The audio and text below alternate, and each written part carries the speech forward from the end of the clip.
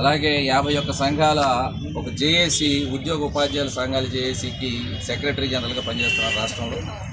ఈరోజు ఇక్కడ అనకాపల్లిలో ఒక నిరాహార దీక్షకి నేను కూర్చోవడం జరిగింది. సింగిల్గా ఎవరూ కూడా నాతో పాటు కూర్చోకుండా నేను ఒక్కడే సింగిల్గా కూర్చోవడం జరిగింది. దీనికి కారణం ఏంటంటే అనకాపల్లి జోనల్ కమిషనర్ గారు శ్రీ కె చక్రవర్తి గారు ఆయన మా ఉద్యోగులు ఎవరైతే ఉన్నారో గ్రామవార్డు సచివాలయాల వ్యవస్థలో వాళ్ళందరినీ కూడా రకరకాలైనటువంటి ఇబ్బందులకు గురి చేస్తూ మానసిక క్షోభకు గురి చేస్తూ వాళ్ళు చనిపోవడానికి కూడా కొన్ని చోట్ల కారణమే అని చెప్పేసి మాకు తెలిసింది. మరి ఆ విధమైనటువంటి పరిస్థితుల్లో మా గ్రామవార్డు సచివాలయాల సిబ్బందిని, మా ఉద్యోగుల్ని, మా సోదరులను రక్షించుకునే ఉద్దేశంతో మేము గతంలోనే లోకల్గా ఉన్నటువంటి రాజకీయ నాయకులు ఎమ్మెల్యే గారు కొంతాల రామకృష్ణ గారికి ఫిర్యాదు చేయడం జరిగింది. ఇదే విషయాన్ని కలెక్టర్ గారికి 3 నెలల క్రితం ఫిర్యాదు చేయడం జరిగింది. ఇదే విషయాన్ని జీఎంసీ కలెక్టర్ గారు అక్కడ కమిషనర్ గారికి కూడా ఫిర్యాదు చేయడం జరిగింది. కానీ ఏ విధమైనటువంటి ప్రతిస్పందన ఈ రోజు వరకు రానందుకు గాను, అలాగే ఈ సదరు కె చక్రవర్తి గారు ఎవరైతే జోనల్ కమిషనర్ గారు ఉన్నారో ఆయన మీద ఒక డిపార్ట్మెంటల్ ఎంక్వైరీ, ఒకటి విమెన్ దీనికి సంబంధించి ఒక ఎంక్వైరీ 2 పెండింగ్లో ఉన్నాయి. అలాగే ఒక అగ్రికల్చర్ డిపార్ట్మెంట్కి సంబంధించినటువంటి చక్రవర్తి గారు మున్సిపల్ డిపార్ట్మెంట్లో ఇంకెవ్వరూ సమర్థులు లేరు అనకాపల్లిలో రాజ్యం వెళ్ళడానికి అన్నట్లుగా ఆయన్ని ప్రమోషన్ వచ్చి వెళ్ళిపోయినటువంటి వ్యక్తిని మరలా తీసుకొచ్చి ఇదే అనకాపల్లిలో జోన్లో మరి కమిషనర్గా వేయడం జరిగింది. ఆయన వల్ల జరిగినటువంటి ఇబ్బందులు రకరకాలుగా ఇక్కడ ఉన్నటువంటి ఉద్యోగస్తులు ఎవరినైనా సరే, ఆయన ఎక్కడ పనిచేసినటువంటి ప్లేస్లోనైనా సరే మీరు అడిగి తెలుసుకోవచ్చు.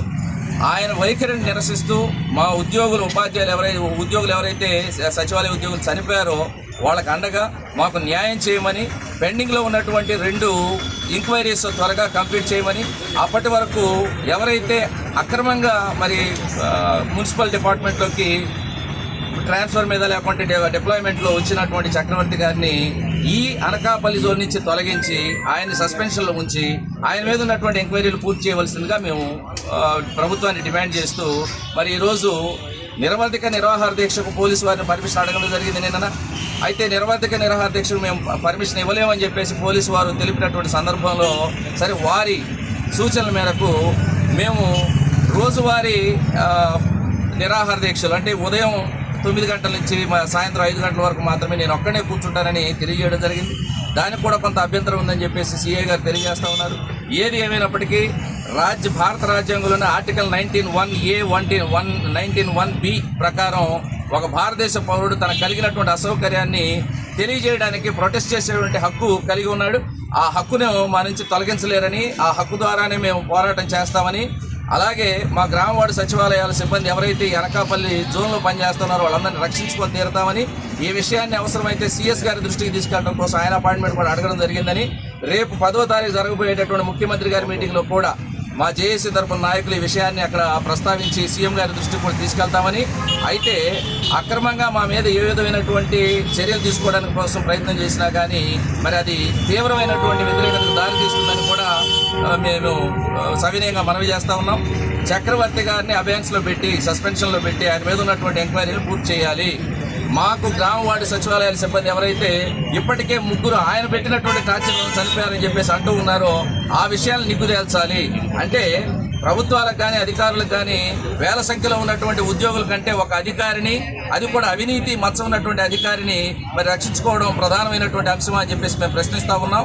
ఈ విషయంలో న్యాయం జరిగే వరకు, మా చనిపోయినటువంటి గ్రామవార్డు సచివాలయాల కుటుంబాలకు న్యాయం జరిగే వరకు, ఇప్పుడు ఉన్నటువంటి వాళ్ళు ఎవరైతే మానసిక క్షోభ అనుభవిస్తున్నారో వాళ్ళకి న్యాయం జరిగే వరకు ఖచ్చితంగా పోరాడి తీరుతామని ఏపీసీపీఎస్ ఎంప్లాయీస్ అసోసియేషన్ పక్షాన, అలాగే ఐక్యవేదిక పక్షాన మేము తెలియజేస్తూ ఉన్నాం. ఏ విధమైనటువంటి అడ్డంకులు వచ్చినా కానీ న్యాయపరంగాను, ధర్మపరంగాను, ప్రభుత్వ పరంగాను మేము దాన్ని ఫేస్ చేస్తామని, మాకున్నటువంటి హక్కులను కాలు రాయొద్దని దయచేసి అధికారులను కూడా మేము వేడుకుంటున్నాం. ఇక్కడ న్యాయం జరిగితేనే నేను లేచి వెళతానని చెప్పేసి సవినయంగా తెలియజేస్తూ విరమిస్తున్నాను.